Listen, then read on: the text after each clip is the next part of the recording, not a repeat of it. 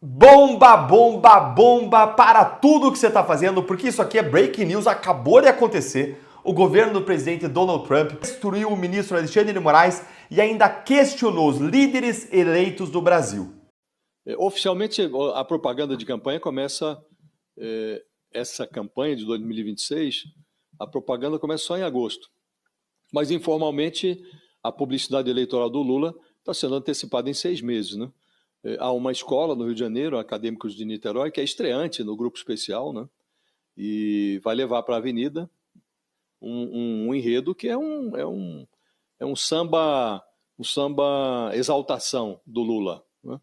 E esse enredo, ele subverte ali todas as regras, o calendário do Tribunal Superior Eleitoral.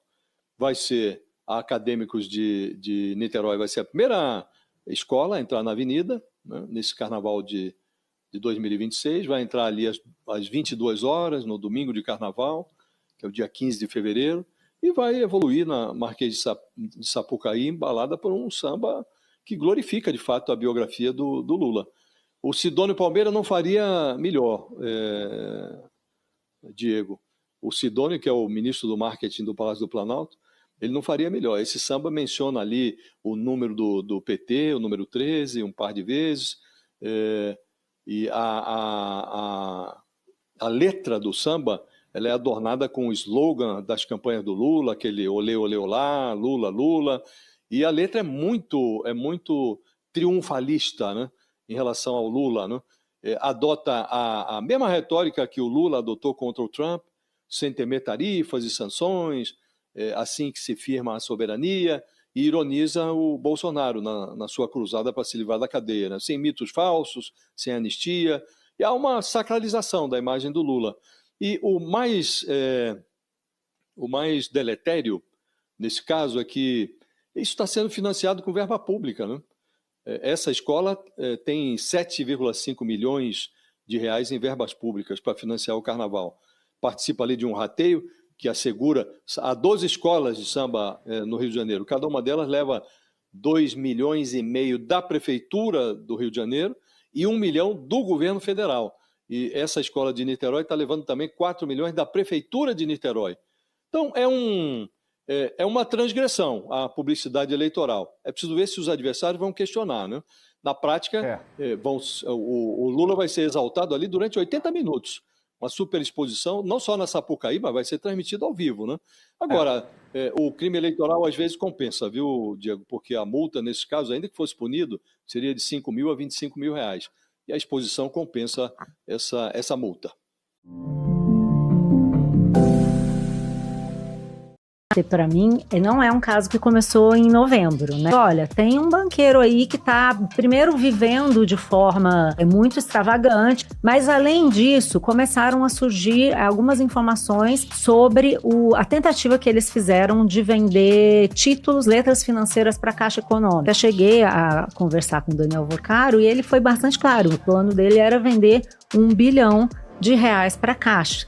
Como é que chegam essas informações? Porque também pode ter gente mal intencionada que vai te falar, tem um furo aí pra você e vai... Pô, como é que você checa isso aí? Cara, muita coisa a gente fica sabendo que a gente não pode publicar.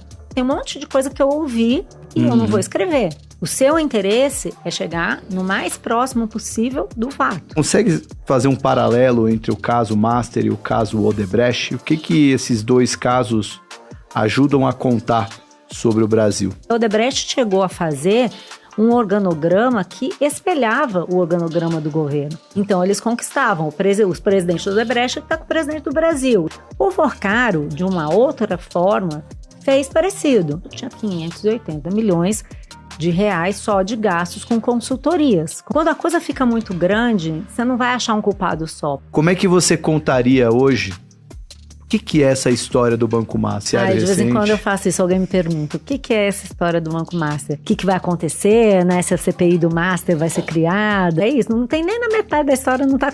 Gente, sem querer querendo, Dias Toffoli largou a mão do Moraes. Ele disse que somente os casos com prerrogativa de foro ficarão no STF e que os casos que não têm prerrogativa de foro irão para o primeiro grau. A esposa do Moraes é só uma advogada, ou seja, ela não tem foro privilegiado. Então, Um delegado honesto e corajoso pode investigar a esposa do Moraes por aquele contratinho de 129 milhões com o Banco Master, o maior contrato da história do Brasil. Lembrando que isso já aconteceu, então tem precedente. Zanin foi investigado na Lava Jato, sofreu busca e apreensão, bloqueio de bens, por suspeita de lavagem de dinheiro, por um contrato na metade do valor, de 68 milhões. Agora, o delegado que tiver coragem de fazer essa investigação, assista esse vídeo e preste bem atenção. Tem que se limitar apenas na suposta lavagem de dinheiro.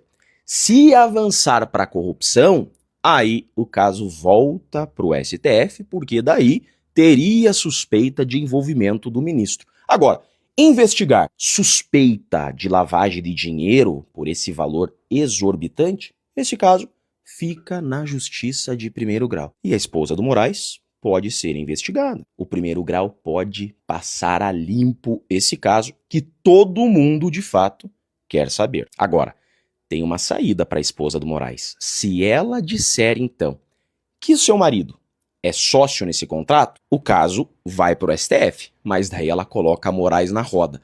Aí eu parei para pensar uma coisa. Lembram que essa semana Moraes deu um pronunciamento criticando que juízes não podem fazer nada, que juízes estão limitados apenas a dar aula? E qual o problema de juízes terem sociedade? Opa!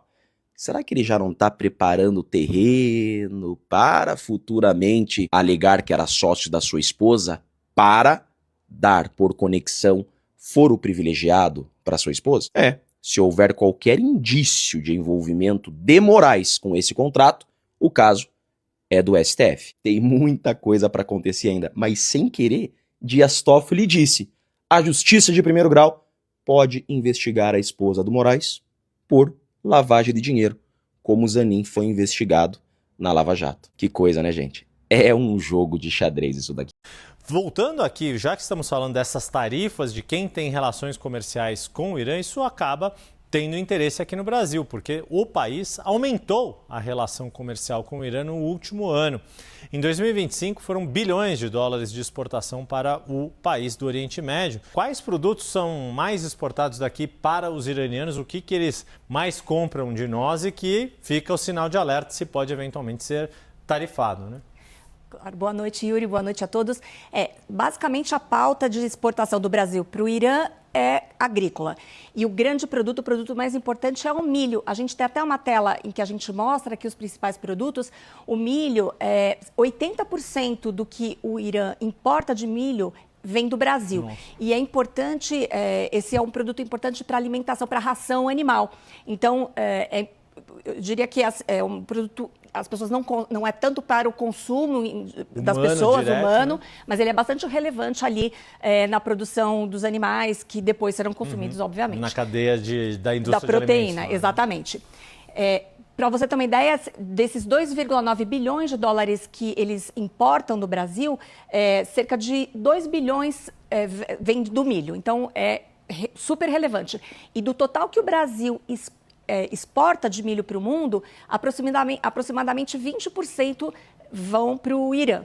E é uma relação, como você mencionou, que vem se aproximando. O Oriente Médio, ele vem sendo apontado, vem sendo detectado como uma alternativa, um mercado importante a ser prospectado. Tanto é que, recentemente, vieram representantes do governo iraniano para ter relacionamentos, para ter conversas, prospecções aqui com o governo brasileiro. Nas razões do pedido, os advogados do Trump citam o conhecido contrato de 129 milhões de reais do Banco Master com a Viviane. E como essas relações mostram um grau de conflito de interesse e proteção institucional que a gente tem.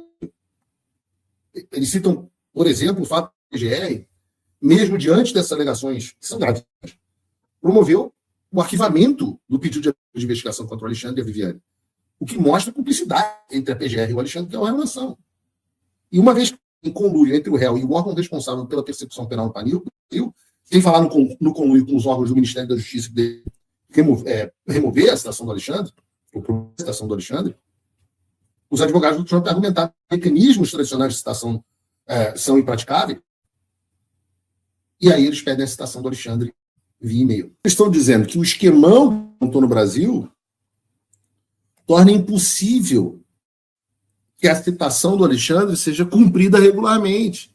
Afinal, nem a PGR, nem o Ministério da Justiça iam fazer alguma coisa contra o Alexandre. Então, eles estão buscando uma forma alternativa de citação, que é virtual e que não dependeria dos agentes no Brasil.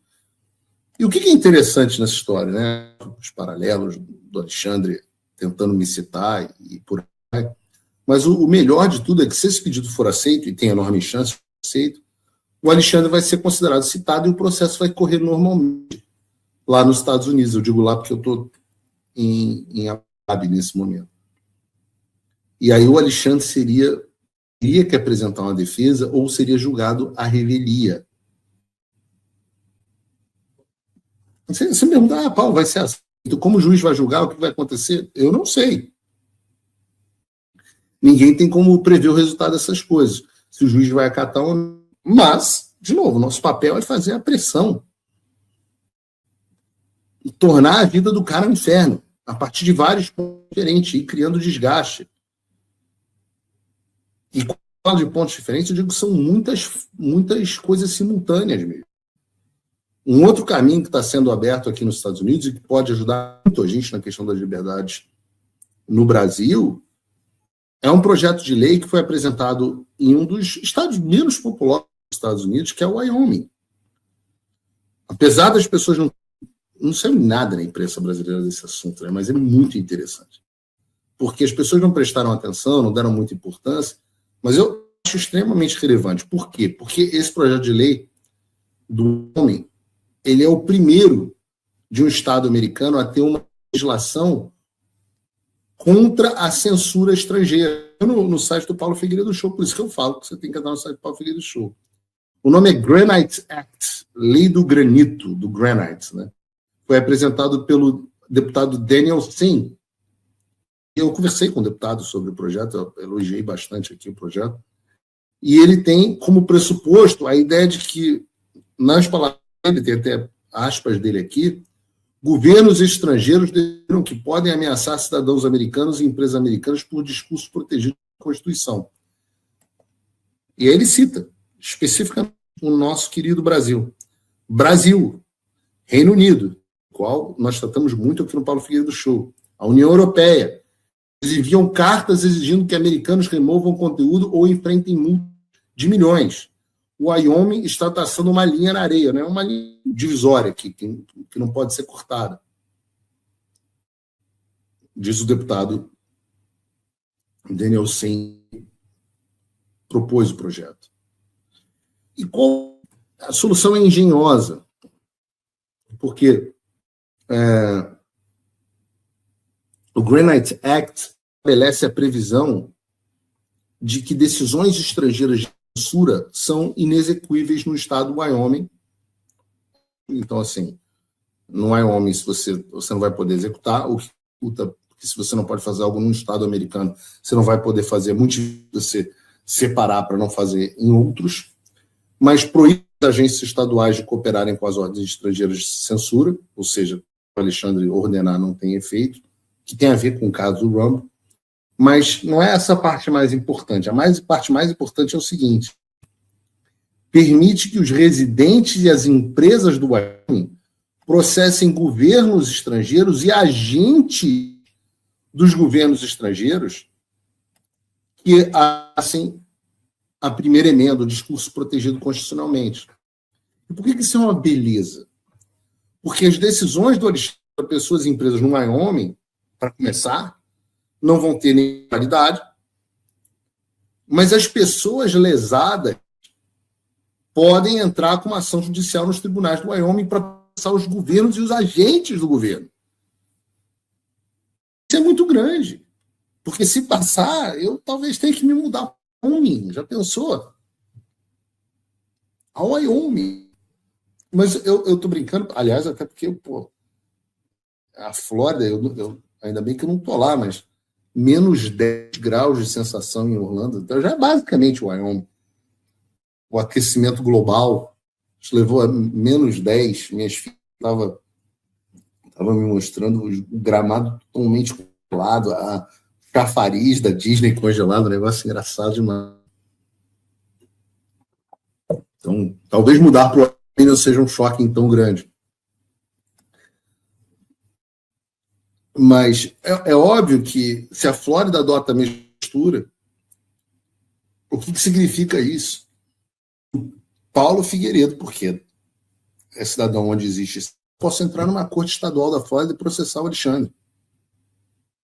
Que coisa linda. A minha empresa, que detém meus direitos de imagem e que teve as redes sociais bloqueadas pelo Alexandre, processar o Alexandre numa corte do Wyoming. E aí é o seguinte, do Wyoming ou da Flórida. E daí é o seguinte, se o cara é condenado, meu irmão, vai ficar lá, a gente vai tentando executar a dívida. Aí, em vez dele tentando bloquear meus bens nos Estados Unidos, com uma ordem da justiça brasileira, sou eu nos Estados Unidos tentando bloquear os bens dele na fila com uma ordem judicial americana. Porra, o jogo é muito mais gostoso de jogar na minha posição do que na dele. O melhor de tudo é que eu conversei, como eu disse com o congressista, o Daniel Sain, e dele, e a ideia é levar isso ao Congresso dos Estados Unidos e transformar isso numa lei federal.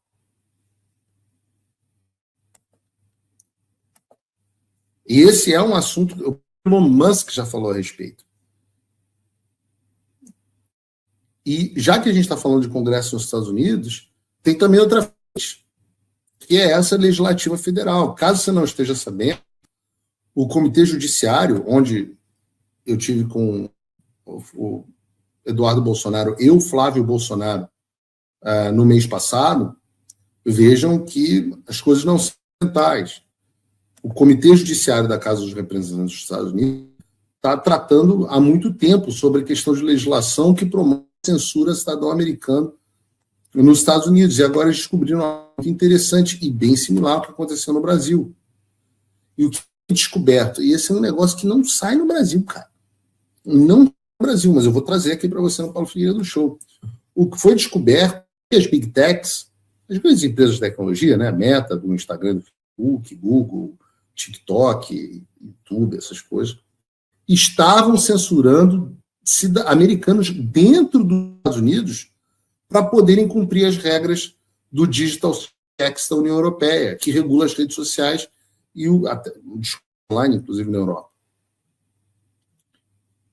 E não começou agora. O que o Comitê Judiciário disse é que essa censura começou em 2025, quando a Comissão Europeia criou códigos de conduta e através dos quais eles pressionavam essas plataformas a censurar o que você falava.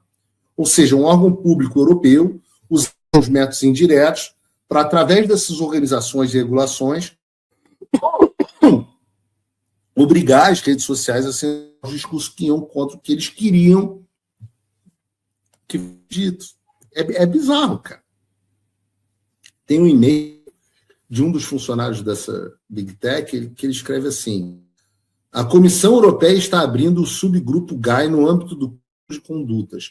Eu presumo que vamos querer entrar, nós não temos escolha, mas também vamos querer a vice-presidência. E aí qual era a estratégia? Em teoria, a Meta, por exemplo, só estaria obrigada a cumprir as previsões do Digital Services da lei europeia dentro da Europa. Mas o pulo do gato é que, na prática, o DSA, essa lei da Europa, fez com que a Meta tivesse que mudar o código de conduta e procedimentos. E esses códigos são aplicados na plataforma de maneira global para os usuários. Isso é um fato. Se você for lá no site da Meta, é isso aí, ó, você vai ver. É assim que nós, eu nos Estados Unidos, vocês no Brasil, o pessoal da audiência aí, que é dos outros países, de vários países, é assim que todos nós estamos sendo censurados por uma ordem da Europa. Se isso não é globalismo, não sei o que é. E o negócio aqui é uma coisa evoluindo ao longo do tempo. Todos vocês vão lembrar como era na época da pandemia. Isso era proibido de falar sobre diversos temas que depois se provaram verdadeiros. Hoje a gente vai falar aqui sobre fraude. E esse era um deles. Nada de coincidência. Lá em 2020, a Comissão Europeia obrigava as Big Techs a mudarem seus termos de serviço e práticas moderação de conteúdo para impedir comentários sobre as vacinas. Você achava que estava sendo censurado no Brasil, achando que é uma prática da plataforma, quando, na verdade, era um burocrata europeu tirando o seu direito de se expressar dentro do Brasil. É por isso que eu falo, vocês acham que o problema é doméstico? Doméstico, porque a gente está rodando o mundo. As decisões do Brasil são tomadas só no Brasil, cara. Por que vocês acham que está aqui no Emirados Árabes Unidos? Ora, é o maior polo de tecnologia e um dos grandes hubs financeiros do mundo. Na área de blockchain, cripto, é simplesmente o país referente hoje no mundo. Foi uma das reuniões que a gente teve. E eu estou te falando, essas coisas das redes sociais não é controverso. Em 2024, quando o TikTok mudou as orientações para a comunidade, eles literalmente escreveram, e, abre aspas, a motivação primária para a próxima leva de atualizações das orientações para a comunidade é para garantir o cumprimento do Digital Services Act. E desde então, no TikTok não se pode mais falar sobre eleições, sobre discurso marginalizante, de informação moderada que pode causar danos. Está tudo aí na tela. É o trabalho que você tem que fazer. Tem que jornalistas do Brasil que não veem isso. Tem mais 1 milhão de termos vagos que servem para que esses caras possam derrubar o que eles querem em qualquer rede social, em qualquer lugar do mundo. O que resta são os Estados Unidos. Graças a Deus, porque Kamala Harris não foi eleita. Eu pergunto a você, me respondam vocês nos comentários. Você sabia que você estava sendo censurado no Brasil desde 2015 por conta de regulação europeia? Sabe aquele comentário escroto que você postou e o Instagram apagou? Aquele comentário que você ia postar no Instagram, e o Instagram te pergunta: tem certeza que você quer publicar isso? Aquele vídeo que você postou e foi desmontado. Tudo porque esses caras que você nunca viu e em quem você não votou decidiram que eles sabem mais do que você sobre o que você pode ou não falar lá da casa do cacete, na União Europeia. E, claro, com um monte de gente ganhando dinheiro no meio desse processo. A gente já falou muito sobre isso. É isso que a gente chama de complexo industrial da censura. Então, não é como se o Alexandre sempre falava isso, cara. O cara está surfando numa onda. Não é como se o Alexandre tivesse sido a primeira pessoa do mundo a fazer essas coisas. O problema é muito maior do que uma pessoa só, outra do cargo. E não é possível, cara. Assim, ninguém disso no Brasil, cara. Você tem o relatório do Comitê Judiciário, estão lá os documentos. Pô, eu lembro do Olavo, cara. O Olavo ficava falando na época do Troll Speak. Quem me dera. Não chego nem aos pés. Mas o cara falava assim: tá aqui os documentos, pô, lê a porra do documento. Não tem um jornalista mais no Brasil que tenha sido capaz de ler os documentos e mostrar o que está acontecendo. Como é que isso não está sendo dito por todo mundo? E é para isso que existe o programa, é para isso que existe o Paulo Figueiredo Show. Nem sempre essas são as pautas que bombam mais, que dão um ar view, não sei o quê, etc, etc. Mas eu já falei, essa é a orientação editorial, a equipe sabe. É para falar do que é importante. Quem tiver interesse na informação, quem for. É isso que me dá tesão, é isso que me faz estar aqui nesse fuso louco fazendo programa com vocês. A mulher do Moraes foi premiada. No meio desse caos todo, da balbúrdia que se instalou, ou deveria ter se instalado no escritório dela e dentro da casa do Moraes, ela agora foi contratada, ganhou um novo contrato. Ela vai assumir um novo caso, onde? No STF. Onde mais seria? É uma pessoa com expertise em tribunais superiores, não é? Ela vai defender o Lucas Callas, que é sócio do Daniel Vorcaro, dono do Banco Master. É um absurdo. Mas é assim que funciona o direito, ou esse tipo de advocacia lobista dentro do país. Quanto mais exposto você tiver, quanto mais você fizer coisas erradas ou duvidosas, mais clientes você terá, porque isso mostrará que você tem influência. Veja, há um tempo atrás, o Botelho, aquele advogado, foi pego, vocês se lembram, no jatinho junto com o Toffoli. Todo mundo falou que absurdo, que absurdo, que absurdo, mas o Estadão publicou à época uma notícia dizendo que dentro da advocacia de Brasília o Botelho passou a ser muito cotado, porque ele foi exposto como alguém que anda de jatinho com Toffoli, e se ele anda de jatinho com Toffoli, bom, eu também quero ser cliente dele, porque ele tem muita influência. Então, se a esposa do Moraes tem um contrato de 130 milhões com o Banco Master, opa, ela tem muita influência, sem dúvida alguma, não há qualquer pudor, quero ser cliente dela. Vocês percebem como funciona a advocacia desse país? A gente não está aqui nem próximo, mas nem próximo de moralizar a advocacia do país, nem próximo, mas nem próximo de moralizar o STF, porque em torno do STF funciona esse tipo de lobby, esse tipo de advocacia, uma advocacia que vive de eu estou perto do poder, não importa se bem ou mal, não importa se de uma forma moral ou não, não importa se com ética ou não, mas se eu viajo num jatinho é porque eu tenho influência e muita gente quer comprar essa influência pagando os seus honorários. Opa, se eu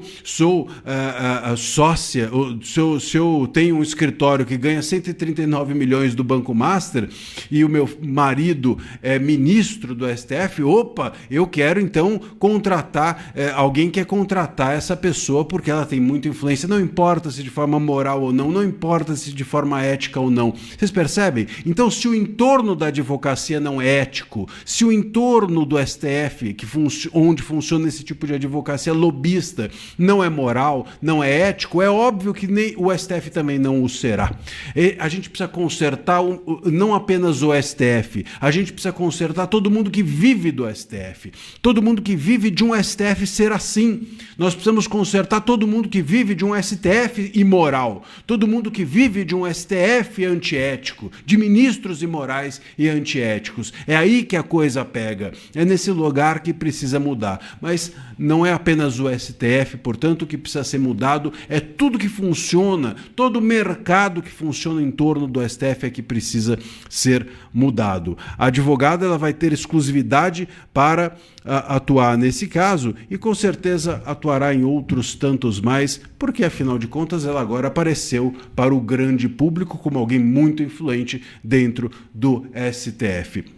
É o fim do mundo, mas é assim que funciona. É mais ou menos naquela linha de falem de mim, não importa se mal ou bem, mas falem de mim. Bom, é assim que a advocacia lobista de Brasília funciona. E é por isso que não acaba. E é por isso que a gente não consegue resolver o problema, porque não são só os ministros, é todo mundo que quer ter esse tipo de acesso. Enquanto tiver gente lucrando com os ministros e o STF serem assim, com certeza o STF não vai acabar. Mas vamos lá. Gente, deixando esse clima meio de alegria um pouco de lado, porque isso aqui realmente é sério. Ontem teve aí, né, o laudo. O laudo que já veio atrasado. Era 10 dias. E a gente comentou que se fosse 10 dias corridos, era acho que dia 25. Se você considerasse dias úteis, que era dia 29 de janeiro. Ou seja, já demorou muito mais do que deveria. Aí, quando o laudo sai, o PFL, Polícia Federal do Lula, diz que Bolsonaro deve receber cuidados na Papudinha e não precisa ser transferido ao hospital. Dom Pedro III dá para a PGR e Defesa se manifestarem a respeito de laudo médico elaborado pela PFL. Médicos apontam risco de queda por uso combinado de medicamentos. Defesa pediu prisão domiciliar. Por mais que a imprensa noticiou isso, o laudo é um pouquinho mais complexo. A imprensa, fazendo o seu grande papel de perseguir a direita, na maior parte do tempo, noticiou que o laudo aí aponta que está de boa e Bolsonaro tem que ficar preso mesmo. A Veja ainda vem com requintes de crueldade para falar que a prisão domiciliar de Bolsonaro ficou ainda mais distante após o laudo da PF. Por quê? Eu discordo dessa opinião da Veja. Eu realmente discordo. Vou mostrar para vocês um pedaço do laudo. Aí vem, né? Nesta sexta, a PFL entregou ao Supremo um laudo dizendo que Bolsonaro de fato necessita de acompanhamento médico, mas tem condições de continuar cumprindo pena na Papudinha. Mais ou menos. Esse laudo que a PF apresentou hoje ao Supremo também diz que Bolsonaro não tem necessidade de receber cuidados de nível hospitalar. Aí, a defesa se pronunciou, a Globo posta sobre isso. A defesa de Bolsonaro diz que laudo da Polícia Federal aponta a necessidade de acompanhamento médico rigoroso. Isso está no laudo. Uma coisa são cuidados hospitalares. Outra coisa é acompanhamento médico de rigoroso. Não é porque você precisa de acompanhamento médico rigoroso que você precisa estar no hospital. A defesa de Bolsonaro afirmou nesta sexta que o laudo médico elaborado pelos peritos da PFL não conclui de forma expressa pela permanência de Bolsonaro no 19º Batalhão da PM no Distrito Federal, a Papudinha, mas aponta a necessidade de acompanhamento médico rigoroso diante do seu estado de saúde. E na perícia, no laudo, tá lá. A perícia descreve que o ex-presidente apresenta multimorbidades, com doenças cardiovasculares, respiratórias, gastrointestinais, metabólicas, neurológicas, além de histórico de cirurgias abdominais extensas, isso está na perícia. Apesar disso, os peritos afirmam que as condições estão sob controle clínico e não configuram incompatibilidade por si só com o ambiente passional. Bolsonaro faz uso contínuo de medicamentos, utiliza aparelho de CPAP durante o sono e requer monitoramento regular, cuidados que, segundo os médicos, podem ser realizados fora de ambiente hospitalar. Mas algo sério. Você vê que a PFL fez o laudo a gosto do freguês. Fez daquele jeito. Tem argumento, se Dom Pedro III quiser deixar Bolsonaro ficar preso em casa, tem argumento para manter Bolsonaro sendo torturado. A gosto do freguês. Mas aqui ainda é o quê? A fala da defesa. É a matéria da Globo. Flávio Ferronato aqui destacou 2 parágrafos do laudo. Aí sim, eu acho que fica de forma inquestionável. Ela fala assim, ó. Apesar da imprensa induzir que o laudo da PF diz que Bolsonaro está sendo cuidado adequadamente na prisão e que isso dificultaria a domiciliar, não é bem o que a conclusão do laudo traz. Bolsonaro sofre riscos sérios ao ficar preso sem socorro imediato. A PF, jogou a bomba nas mãos de Dom Pedro III. Ou ele implementa tudo o que é preciso para garantir a integridade física do presidente, ou envia para domiciliar. Se uma fatalidade acontecer, não será por falta de aviso da Polícia Federal e a culpa será dele. É o que está ali, ó. Apesar do controle clínico, apesar da disponibilidade de protocolos de pronta resposta para atendimento de urgência e emergência, é necessário otimização dos tratamentos e das medidas preventivas por profissionais especializados em decorrência do risco de complicações, principalmente eventos cardiovasculares. Assim, médico tem, mas olha, a gente está diante de um paciente que requer um tipo de cuidado mais especializado, profissionais mais especializados. O periciado apresenta sinais e sintomas neurológicos que aumentam o risco potencial de novos episódios de queda, necessitando de investigação diagnóstica, ou seja, ainda precisa pesquisar mais. Não foram constados diagnóstico, pneumonia bacteriana, Então tá aí. A gosto do freguês. Vamos lavar nossas mãos igual Pilatos. A gente fala que tá mais ou menos. Se quiser manter preso, mantém. Mas eu acho que o Bolsonaro devia estar em casa. Eu tenho certeza que se a imprensa brasileira tivesse o mínimo de humanidade, mas o mínimo, não é nem de empatia, é humanidade. Você empatia, você pode nem ter empatia, você pode odiar a pessoa. Mas se você é ser humano, você tem o mínimo de respeito pela vida. Se a imprensa tivesse humanidade e olhar para essa situação e falar, pô, bicho, a gente odeia Bolsonaro, mas é injusto. Aí ia ver o que o laudo está apontando e iria dar destaque exatamente nessa parte. Ia reverberar exatamente o que a defesa está apontando. Iria falar, gente, não tem explicação para o que está acontecendo. Olha o tratamento que vem sendo dado para o Collor. Olha o tratamento que foi dado para o Lula. Não dá para a gente matar um ex-presidente na cadeia.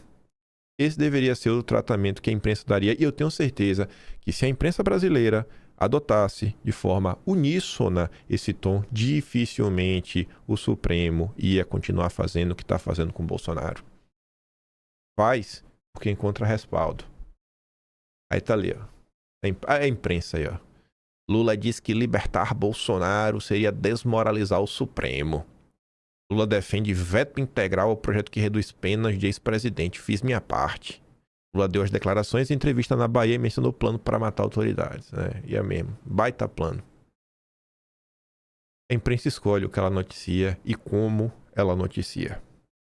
Ela também escolhe o que ela faz críticas e o que ela não faz. Então, a situação de Bolsonaro não chegou onde chegou porque uma pessoa sozinha resolveu fazer 1001 maldades.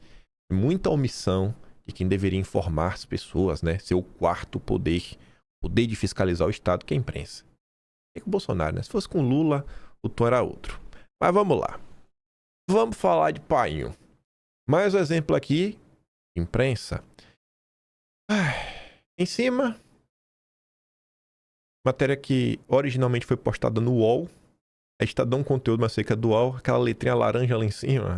Aquela catinga do UOL. Nexus. Lula é presidenciável com maior presença nas redes sociais. Olha a manchete, né? Lá o Lula tá bombando de engajamento. Aí a matéria que saiu na Veja. A maioria das menções a Lula nas redes sociais é negativa. Assim, Lula é com mais presença, mas é uma presença negativa. Você entende a diferença? É o que tem maior presença. É negativa. É isso, sabe? Muita gente falando mal do Lula. Os seus comentários criticando o Lula entram na presença dele. No cálculo da presença do engajamento entra. Olha quantas menções tem em relação ao Lula. Sim, é você falando mal do Lula. A imprensa escolhe como ela narra os fatos. Mas, falando propriamente de eleição, Malu Gaspar fez aí uma breve análise de que o cenário pro Lula não é de oba-oba, já venceu, não preciso fazer mais nada, não preciso fazer campanha. Ela falou, peraí, irmão, bota os pés no chão aí que a disputa é pra valer. O Flávio é competitivo. Escute só. Quanto o próprio presidente Lula estão trabalhando com um cenário de muita polarização. Então, tudo isso está dado. Porém, chegar num jantar com o Centrão e dizer não ganhei, mas vou ganhar, claro, tem um pouco esse sentido que o camarote está dando. Eu sou o vencedor e a gente sabe que o Centrão só aposta em cavalo que vai ganhar. Mas, ainda assim, achei um pouco arriscada, assim, uma postura um pouco cheia de si para quem ainda tem um ano até alguns meses, na verdade, até a eleição propriamente dita, com esse cenário turbulento no Congresso, né? Acho que o presidente Lula tem todo o direito de ser otimista, porque realmente ele está em boa posição, mas a eleição não está dada e acho que os deputados saíram dali meio assim, opa, será?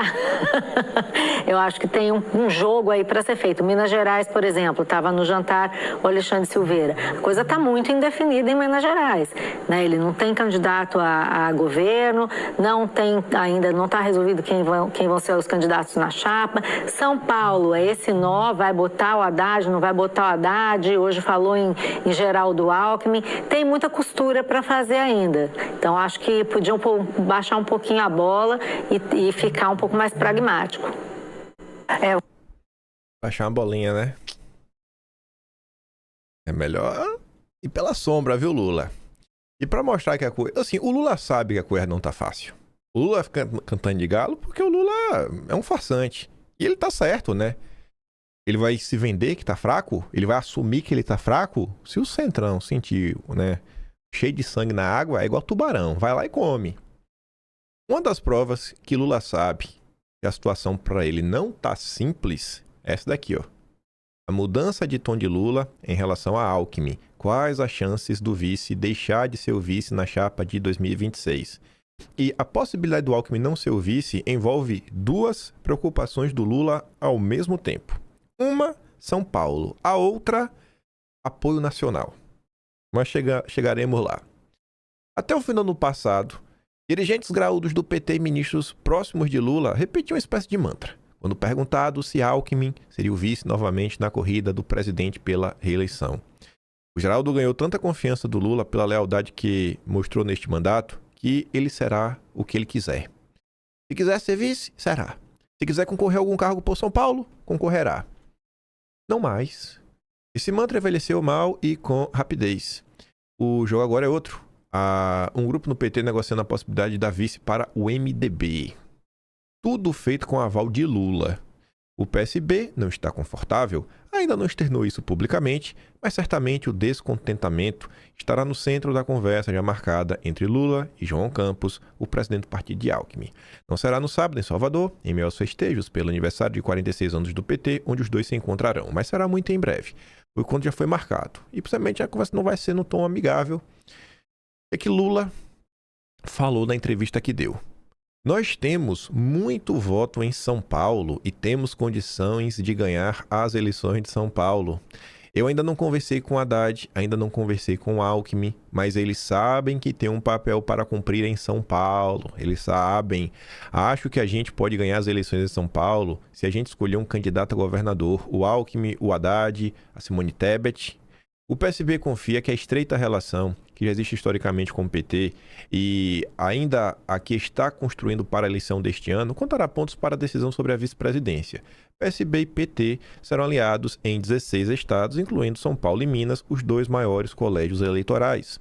Confia também que Lula, no fim das contas, respeitará o desejo de Alckmin. E o que é que o Alckmin quer? Quer ser vice. E aos mais próximos, já disse que não vai disputar eleições em São Paulo. Se não rolar continuar como vice, não disputará eleições. E o fará o seu jeito, anunciando que vai se retirar da política, mas que fará campanha por Lula à reeleição. Antes de falar sobre isso aqui, só para dar um complemento, já com as falas do Dirceu sabe que uma coisa é estar planejando isso. Outra coisa é falar isso publicamente. Falar publicamente, isso não era fala para ter se tornado pública. Lula acabou falando demais porque sabe como é, né? É o Lula. Aí o Dirceu já correu para tentar colocar panos quentes. Dirceu defende Haddad como candidato em São Paulo e permanência de Alckmin como vice de Lula. Segundo Dirceu, a manutenção de Alckmin como vice é condição para a estratégia eleitoral do partido em São Paulo. Ele afirmou defender há muito tempo a candidatura de Haddad ao Palácio dos Bandeirantes e classificou a aliança entre Lula e Alckmin como um pacto político com a sociedade. Foi uma espécie de contrato que nós assinamos com o eleitorado de que essa aliança criaria condições para vencermos a eleição. Aí você tem que lembrar do que disse ali atrás e de qual partido a Simone Tebet faz parte. Qual é a discussão? Lula, talvez, conversar com o MDB, né? Fechar com ele, a vice, quem sabe. O MDB é um partido mais ao centro. Não é igual o PSB, que é um partido claramente de esquerda. O Lula não vai ter a frente ampla agora em 2026. Pelo menos até então, tá difícil tirar essa frente ampla do papel e tá difícil arrumar algum tipo de discurso para unir todo mundo contra a grande ameaça que é o Flávio Bolsonaro. Até agora isso não tá colando. Um dos pontos centrais da estratégia da direita, que mostra que 2026 vai ser diferente, é que diferente de 2022, a direita vai contar com um palanque no estado de São Paulo. É o palanque do Tarcísio. Fora o palanque do Tarcísio, a direita ainda vai contar com o palanque do Ricardo Nunes, que é do MDB, olha só, e o Lula que é como vice. Então, se espera que por conta do bom trabalho do Tarcísio, como as pessoas vêm colocando, e até do apoio do Ricardo Nunes, a direita consiga ter uma votação mais expressiva no estado como todo e mais especificamente na cidade de São Paulo. E o Lula, sabendo da força da direita, o Lula olha para o Geraldo Alckmin com uma espécie, cara, é um cara que é mais ao centro, talvez tenha um potencial eleitoral maior do que o Haddad, e o Geraldo Alckmin já foi governador, pode ter um recall aí. Então, não está indo para disputar. O Alckmin não está indo para disputar. O Lula pensa no Alckmin para ir para tentar não deixar que a diferença de votos do Haddad para o Tarcísio seja muito grande. Ainda mais o Haddad, isso se sabe, poxa, como ministro foi o cara que validou, né, foi o avalista de todo o aumento de impostos do governo Lula. O fracasso econômico da era Lula 3, em grande parte, está na conta do Haddad. Então a tendência é que o Haddad tenha uma votação pior do que ele teve em 2022. Para o plano macro do PT isso é ruim, só que ao mesmo tempo, mandar o Alckmin, aí você vai criar confusão com o PSB. 16 estados estão fechados. E aí? E aí? Só que o Lula quer o MDB, porque por mais que tenha um PSB, é aquela história, né?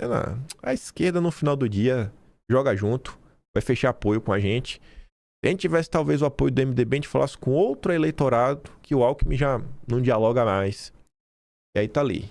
Mapeamento do MDB prevê posição contrária a Lula em 16 estados. Talvez, se o vice de Lula fosse do MDB, né, essa resistência fosse menor. O Lula não tá com problema só em São Paulo. A gente comentou esses dias, o próprio Nordeste vem mostrando um cenário um pouco diferente. Tem algumas disputas que não tão fáceis para o PT. O PT não vai ter cabeça de chapa em quase nenhum lugar. No Ceará, o PT tá para perder para o Ciro Gomes, que vem fazendo campanha aberta contra o Lula e não quis cravar e vai estar contra o Flávio Bolsonaro. Deu uma sabonetada, porque não se sabe o dia de amanhã. Já pensou? Tu que não gosta de Ciro Gomes, tu não pode odiar ele, mas já pensou? Lá no Ceará, ele falando, ó, vamos derrotar o PT. Você que vai votar em mim, vote no Flávio Bolsonaro. Acho que é um apoio muito bem-vindo. Aí a CNN comenta, né? A CNN teve acesso a um levantamento interno do MDB que aponta um placar desfavorável pro Lula. Dos 27 diretórios, 16 estão contra, 11 a favor. Os números embasam o debate interno na legenda no momento em que uma ala petista entra o MDB para o palanque de Lula. Aí que vem a Simone Tebet. Tu acha que a Simone Tebet vai ser a candidata para perder por o Tarcísio? Tu acha que ela vai aceitar esse pagamento? Ficou aí como ministra em segundo plano, sem nada. Aí agora ela tem talvez uma chance de se eleger senadora. Na cabeça dela tem... seria muito mais fácil que ela seja governadora. Aí ela vai abandonar a disputa pelo Senado para São Paulo para disputar o governo só para perder. A troco de quê? O que é que ela ganha com isso? Nada. E o MDB vai ganhar o quê com isso também? Nada. Cara, é melhor a gente colar em alguém. O Ricardo Nunes já é o prefeito da cidade e vamos colar aqui no turma do Tarcísio, que a gente ganha mais. E a gente vai eleger bancada, né? Tu já pensou? O MDB colar com Lula na eleição de São Paulo, vixe, vai queimar o voto dos candidatos. Entre os quadros pró-governo, aí olha do MDB quem quer apoiar o Lula. Pará é do Helder Barbalho. Alagoas, Nordeste, Renan Calheiros. Renan Calheiros, exatamente, Renan Calheiros. Rio Grande do Norte, Nordeste, Pernambuco, Piauí, Paraíba, Ceará, Maranhão, Bahia, Ceará apareceu 2 vezes, viu? Enfim, Nordeste, aí além do Pará, no Norte você vai ter o Amazonas, que é do Eduardo Braga. Senador, lulista, tá lá. É o que sobra. O resto do país inteiro não quer. Fala assim, bicho, não vale a pena. Os demais estados se colocam nesse momento contra o Lula. O Lula não tá muito bacana não, viu? E, gente, todos esses partidos já tem um tracking. Tem gente já fazendo tracking de menções positivas e negativas. Eu acho que track só sai o que sai na imprensa aí. Já tá tendo track diário de todos os candidatos. Eu já recebi os do Ratinho Júnior. Quantas menções positivas teve, quantas negativas teve. Deixa eu olhar mais ou menos com a minha mensagem. Ratinho Júnior nem sabe o Ratinho Júnior, mas eu recebi. Eu tô por dentro de tudo, irmão. Sou o rei da Rádio Peão. Cadê aqui? Deixa eu só ver como é que são as postagens. Enfim, aí coloca assim, volume, alcance, volume de questionamento, aí vai, papapá, e sai o briefzinho do que saiu na imprensa, de mais importante, os veículos. Aí fala do sentimento positivo, negativo e neutro, e explica o que seria o neutro, negativo, positivo, diário não, dias 5 e 6 de fevereiro. Ela tá assim, todo mundo já tá já. Quem vai disputar governo, quem vai disputar presidente, vai disputar tudo. Tu acha que o MDB não tá também? Tu acha que o Lula não tá também? A eleição começou, gente. Em caráter reservado, um dirigente MDBista ironiza o assédio ao partido com a oferta da vaga de vice. Podemos conversar se eles convidarem o Temer pra ser vice. Esse é um nome que o MDB meio que aceitaria como um todo. Mas Helder Barbalho, tá doido. Eu vou apoiar o Lula só porque o Helder Barbalho é vice. Tu é maluco. Fontes da cúpula do MDB ouvidas pela CNN dizem que a tendência é que o partido fique neutro e libere os líderes locais para apoiarem quem quiserem. Que é o mesmo comportamento do PSD, que em tese tem 3 candidatos, vai lançar candidato, mesmo sabendo que vai perder, mas tem uma lógica. E vai ficar neutro. Lá na Bahia, o Alencar vai estar fechado com Lula. Mesmo que Ratinho Júnior seja candidato, não tá nem aí. E não vai ser traição partidária. Aí já começou, né? PSD avalia ministério para Leite Caiado, né? Para Leite Caiado no Senado. Vamos maquiar as possibilidades. Não vai dar para ser os 3, né? E os 2 que ficar de fora, a gente vai ter que procurar aqui um jeitinho, né? Para A gente quer cargo. Queremos cargos. Isso é um parágrafo curioso na Globo. O Spartan compartilha. Cado de Goiás, Ratium Paraná, Eduardo Leite, Rio Grande do Sul são adversários do governo Lula e adotam posicionamentos críticos à gestão federal nas áreas de segurança pública, educação e economia. Já as diferenças entre eles aparecem, sobretudo, diante de temas caros ao bolsonarismo, como anistia e de assuntos ligados à pauta de costumes, caso do aborto. Aí o Spartan comenta, né? Ou seja, Eduardo Leite, Ratinho Júnior e Caiado não são de direita, são apenas o sistema. E para entender o sistema e por que eles vão sair candidatos, e porque a gente precisa, não só a gente, né? Todo mundo, políticos, se jogarem de cabeça na campanha do Flávio Bolsonaro. O Silvio Cassione, que é uma das pessoas que trabalham para políticos fazendo esses relatórios de engajamento briefing através da APData. Né? Não, Silvão? Te conheço de verões passados. Campanha do Ricardo Nunes. Olá, vai também na Rádio Peão. Aquela voz, não sei se aquela voz dos áudios era sua ou de algum funcionário seu. Competição pelo Congresso influencia candidaturas da terceira via. Se a terceira via tem pouca chance de eleger um presidente em 26, por que então lançar um candidato? Para entender, precisa olhar para o outro grande prêmio dessas eleições, o controle do Congresso Nacional. Desde a redemocratização, nenhum partido conseguiu manter o controle simultâneo do Executivo e do Legislativo. O sistema partidário é fragmentado e opera com diferentes sistemas eleitorais, majoritário e proporcional, em um território muito extenso. Majoritário é presidente, governo e Senado, proporcional, deputado estadual e federal. Esse problema se agravou na década passada, quando a Lava Jato atingiu duramente os três principais partidos do país até então, PT, PSDB e PMDB. O vácuo foi preenchido por partidos médios, PL, DEM, que agora é União, PP, Republicanos, PSD, que passaram a competir de igual para igual pelo controle do Executivo e do Legislativo. Você saiu de grandes bancadas daqueles três principais para agora ter vários partidos, pulverizou. E essa competição entre partidos, porém, vem evoluindo na última década à medida que a reforma política pós-Lava Jato, pensada pela cabeça maligna de FHC, começa a surtir efeito, que é o que criou. Eu chamei isso, acho que já em 2020, ou foi 2021, de caciquismo político. FHC pensou em duas coisas que a classe política abraçou. Cláusula de barreira junto com o fundão. Só tem acesso ao fundão quem passa pela cláusula de barreira. E para passar pela cláusula de barreira sem um fundão é complicado, porque não tem mais doação privada. Então você fecha o cerco que os partidos que já existem cada vez têm a tendência de ficarem maiores e se tornar uma espécie de oligarquia de caciques, e você não pode disputar a eleição se não tiver partido. E você criar um partido você não dá acesso a fundo. Então, é mato sem cachorro. Medidas como o financiamento público de campanha e a cláusula de desempenho têm contribuído para a gradual consolidação do sistema partidário. Ele está ficando menos fragmentado. A tendência em 26 é que esses partidos, que concentram a maior parte dos recursos disponíveis para a campanha, continuem a ser os mais competitivos e aumentem as suas bancadas. Nenhum partido ainda será capaz de eleger sozinho a maioria da Câmara e do Senado. Mas, nessa fase de consolidação do sistema partidário, o resultado importa muito, pois ele pode determinar o domínio de um ou alguns desses partidos por um período longo. Hoje, as principais bancadas da Câmara não diferem muito. Vai de 40 a 70 deputados. A exceção é o PL, mas também não por muito. O PL vem perdendo, deputados e deve encolher ainda mais durante a janela partidária, provavelmente ficando abaixo de 90 deputados em breve. Se um ou dois desses partidos romper esse equilíbrio e eleger uma bancada significativamente maior, tipo 100 deputados, via presença significativamente maior, ele terá capacidade desproporcional de influenciar a agenda legislativa via a presença da Câmara e concentrará mais recursos via emendas parlamentares e fundo partidário eleitoral. O mesmo vale para o Senado. Todos os partidos querem dar essa sorte, ou no mínimo, não querem ver os seus concorrentes despontarem enquanto caminham para a irrelevância.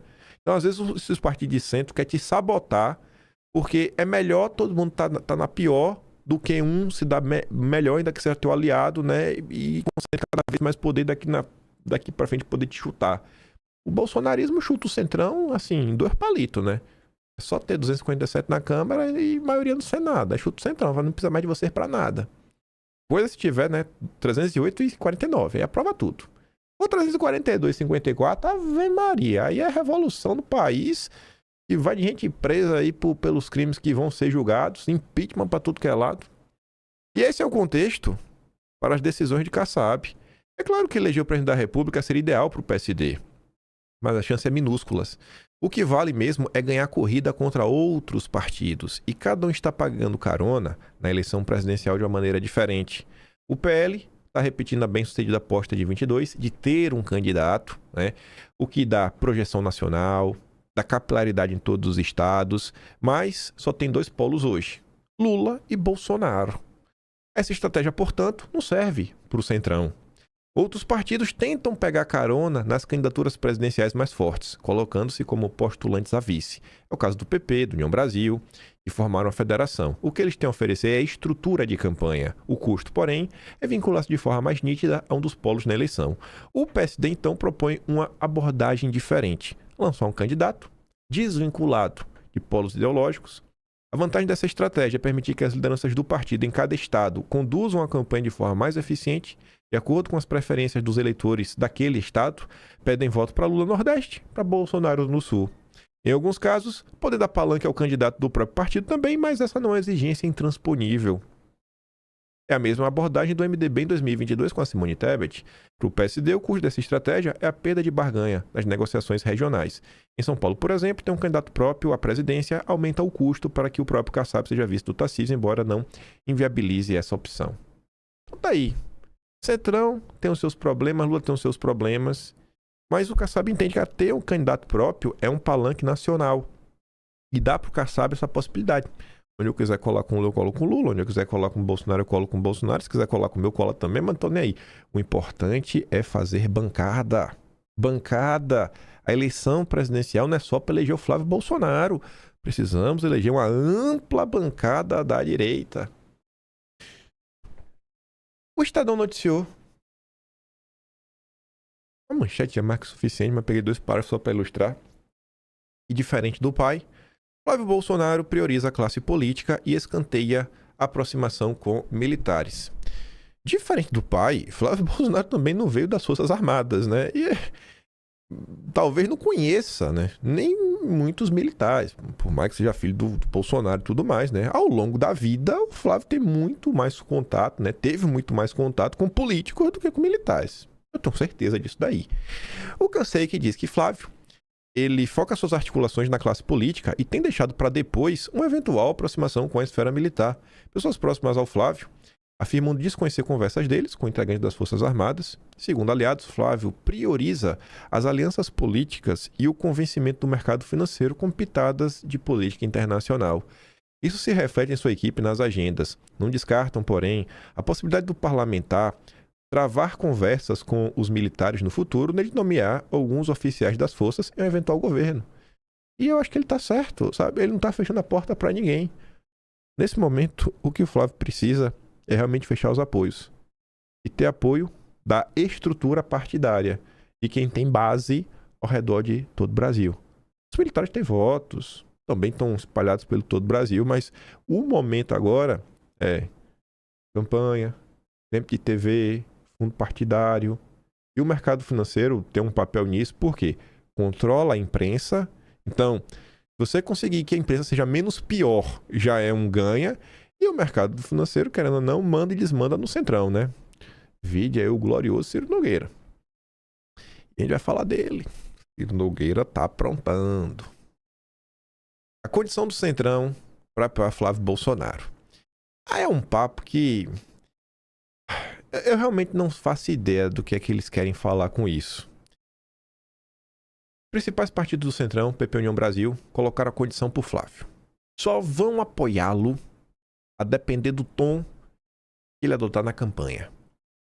Lideranças do PP e do União Brasil afirmam que só apoiarão Flávio caso ele deixe de lado o discurso mais radical e adote um tom mais moderado que atraia o eleitorado de centro. Que papo furado, né? Qual é o tom moderado, filho de Deus? O que é o discurso radical? O tom moderado que o Centrão gosta é esse aqui, ó. A reunião de Valdemar com Ciro Nogueira e Rueda para discutir palanques. A reunião foi essa semana. Terça-feira, dia 3. Estava lá o Valdemar, o Ciro e o Rueda. Na conversa, segundo apurou a coluna, os caciques discutiram principalmente os palanques no Estado. Isso é moderação que o União Brasil e o PP querem. Um dos principais palanques discutidos foi Santa Catarina. Na reunião, Ciro e Rueda cobraram de Valdemar uma vaga para a federação na chapa do governador Jorginho Melo. Como vem noticiando a coluna, a federação PP-União quer emplacar o senador Esperidion Amin uma das vagas. Na vaga da Carol de Tony ou do Carlos Bolsonaro, alguma das duas. O governador, contudo, tem hesitado, né, o Jorginho. Ele chegou a dizer nesta semana que apoiaria a Carol de Tony. A outra vaga será de Carlos Bolsonaro. Valdemar então interveio e afirmou a Carol que o PL não teria como apoiá-la. O cacique chegou a oferecer um plano B, mas a deputada não aceitou e deve deixar a legenda. O gesto de Valdemar faz parte de um acordo entre o PL e o PP que envolve o Rio Grande do Sul. Na terça, o PP rompeu com Eduardo Leite e anunciou aliança com o PL no estado, ou seja, apoiar o Zuco. Essa situação, eu estou observando, eu tenho vários comentários a fazer, mas dessa vez, de coração, eu acho que os envolvidos deveriam, assim, né, resolver de uma vez por todas. Primeiro, porque a maior parte do que eu tinha para falar sobre esse caso, eu já falei lá atrás, quando começou a confusão da Emília. Eu achei que todos os envolvidos nessa situação deveriam deixar assim, de forma bem clara o que está acontecendo. O Valdemar tem o argumento dele. Não, olha, o Flávio precisa, né, do apoio, né, do PP, lá no Sul também precisa, e pipipi, para eleger o Zuco e tudo mais. Mas beleza também, né? Bolsonaro lá atrás também tinha dito que era uma vaga dele, uma vaga do governador. No caso aí, Carol e Carlos, chapa pura da direita, que tem como levar. Aí fica essa bateção de cabeça, né? E aí? Eu tenho minhas opiniões. Dessa vez eu faço questão, véio, de deixar o pessoal aí. E resolvam aí, saiam na mão. Saiam na mão, senhores. E eu tenho